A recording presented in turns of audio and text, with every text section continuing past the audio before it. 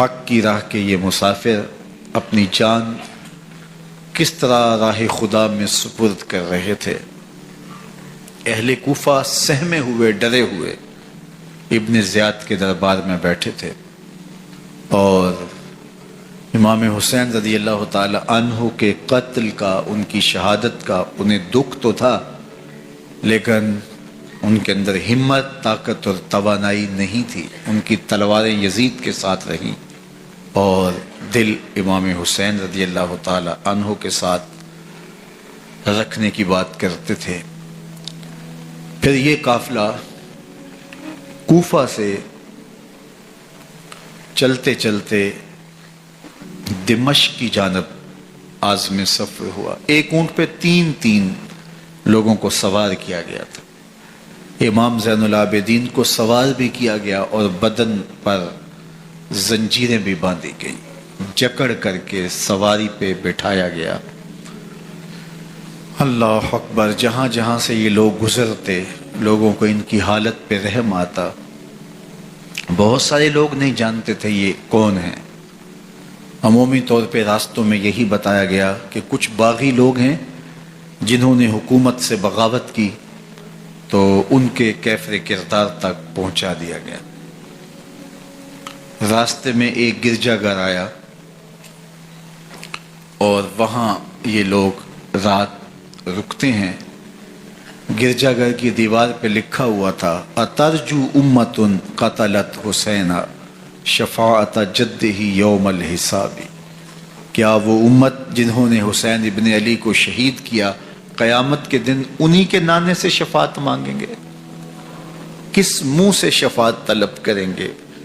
اسی حسین ابن علی کے نانا سے، جن کے بیٹے کو، جن کے شہزادے کو، نواسے کو ان لوگوں نے شہید کیا۔ جب یہ تقدس مآب قافلہ دمشق پہنچا تو راستے میں ایک شخص قرآن مجید کی تلاوت کر رہا تھا، اپنے مکان کی چھت پہ بیٹھ کے تلاوت کر رہا تھا، اور یہ قافلہ اس طرح سے گزر رہا تھا کہ شہیدوں کے کٹے ہوئے سر نیزوں کی نوک پہ تھے، اور عصمت شیار خواتین اور امام زین العابدین اونٹوں پہ بندھے ہوئے تھے۔ تو پڑھنے والا تلاوت کر رہا تھا کہ کہف اور رقیم یہ ہماری نشانیوں میں سے بڑی عجیب نشانیاں ہیں۔ تو جب وہ پڑھ رہا تھا تو سر حسین سے آواز آئی: یا تالی القرآن، اے قرآن پڑھنے والا، اصحاب کہف سے زیادہ عجیب قتلی و حملی، میرا قتل کرنا اور نیزے کی نوک پہ چڑھایا جانا ہے۔ یہ قافلہ یزید کے دربار میں پہنچتا ہے۔ یزید بہت خوش ہوا اور اس نے حضرت امام زین العابدین رضی اللہ تعالیٰ عنہ سے کہا کہ تمہارے باپ نے میری حکومت کے خلاف بغاوت کی اور وہ اپنے انجام کو پہنچے۔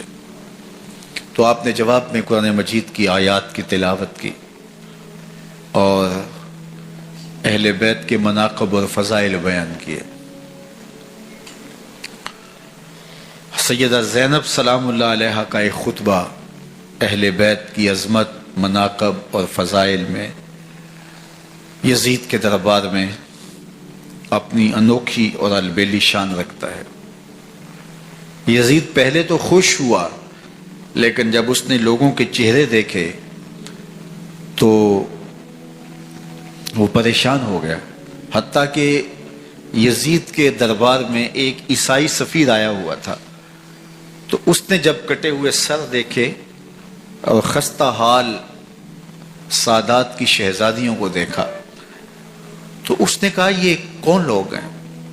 تو اسے بتایا گیا، تو اس نے بڑے تعصف کا اظہار کیا، کہا کتنے بد نصیب لوگ ہو، ہمارے پاس حضرت عیسیٰ علیہ السلام کے گدھے کا کھر موجود ہے اور ہم اسے بھی عزت کی جگہ پہ رکھے ہوئے ہیں، اور تم کتنے بدبخت ہو، اپنے رسول کے نواسے کو شہید کر دیا۔ بے مروت بے وفا تیرا بھی کیا افسانہ ہے، جس نے اپنی ہی شمع کو گل کیا تو وہ پروانہ ہے۔ تو یزید نے جب لوگوں کے تیور دیکھے اور بدلتے ہوئے حالات دیکھے تو اس نے تاسف کا اظہار کیا اور کہا اللہ برا کرے ابن زیاد کا، وہ امام حسین کو میرے تک پہنچنے دیتا تو میں ان سے اچھا معاملہ کر لیتا۔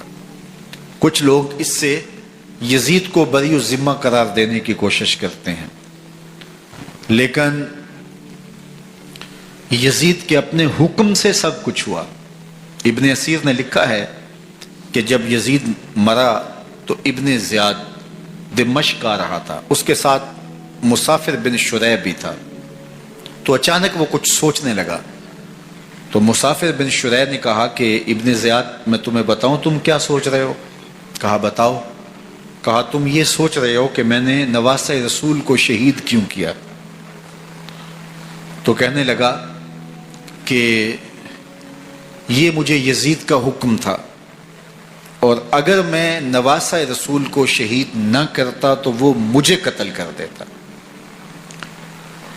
اور جب مسلم بن عقبہ کو مدینہ المنورہ کی حرمت کو پامال کرنے کے لیے اور حضرت عبداللہ ابن زبیر رضی اللہ تعالیٰ عنہ کی خلافت کے اعلان کے بعد مکہ المکرمہ پر حملے کے لیے جو یزید نے بھیجا، تو اس سے قبل اس نے ابن زیاد کو کہا کہ یہ کام تم کرو۔ تو ابن زیاد نے جو جواب دیا وہ یہ تھا کہ میں تمہارے کہنے پہ پہلے ہی نواسہ رسول کو شہید کر چکا ہوں، اب نواسہ رسول کو شہید کرنا اور کعبۃ اللہ کی حرمت کو پامال کرنا، یہ دو چیزیں میں جمع نہیں کروں گا۔ اور اس نے بادشاہ کے حکم کا انکار کر دیا۔ تو یزید نے امام حسین رضی اللہ تعالیٰ عنہ کی شہادت کا حکم دیا تھا ابن زیاد کو، اور یہ دو گواہیاں میں نے ابن زیاد سے آپ کے سامنے رکھی۔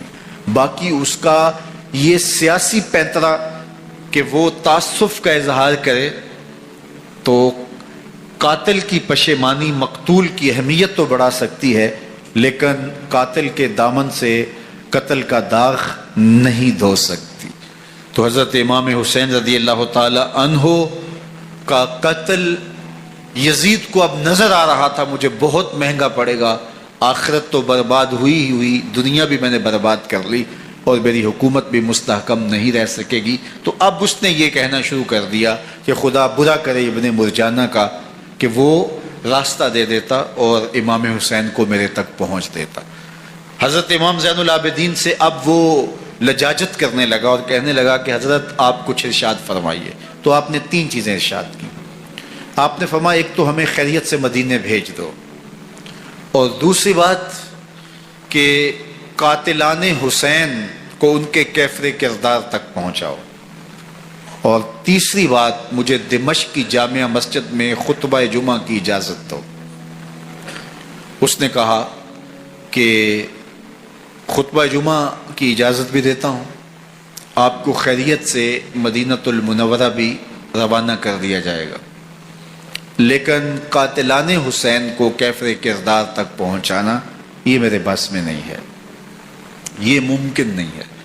اب مجھے بتائیے حاکم وقت ہو اور اتنا بڑا سانحہ اور واقعہ ہو گیا ہو تو وہ وہیں کھڑے کھڑے معذرت کر لے کہ یہ اس بات کو رہنے دو، تو اس کا مطلب سمجھنے میں کسی بھی باشعور شخص کو دیر نہیں لگتی۔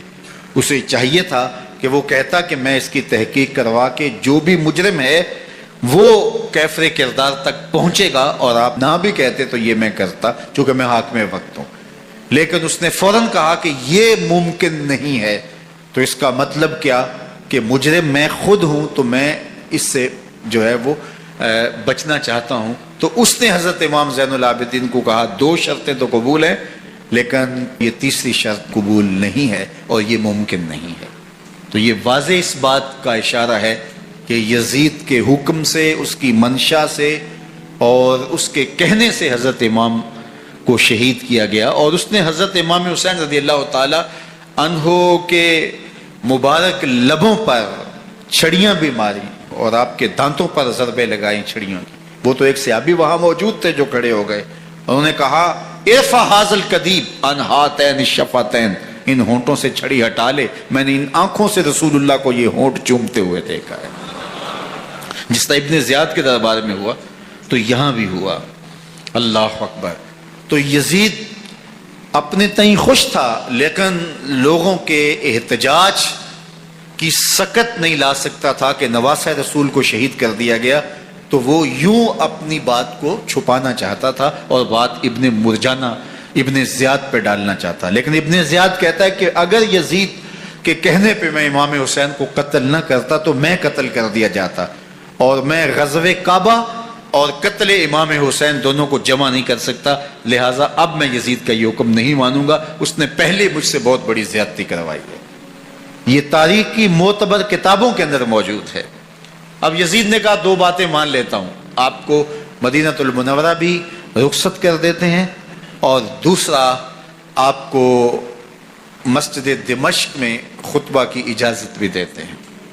اللہ اکبر. یہ وقتی تصرف تھا اس کا، ورنہ یہ کون ہے اجازت دینے والا؟ ممبر تو حسین ابن علی کے نانے کا ہے. خیر مسجد دمشق میں گئے، لوگوں کا ہجوم تھا. حضرت امام زین العابدین ممبر پہ جلوہ فراز ہوئے. خطابت تو ان کے گھر کی لونڈی ہے.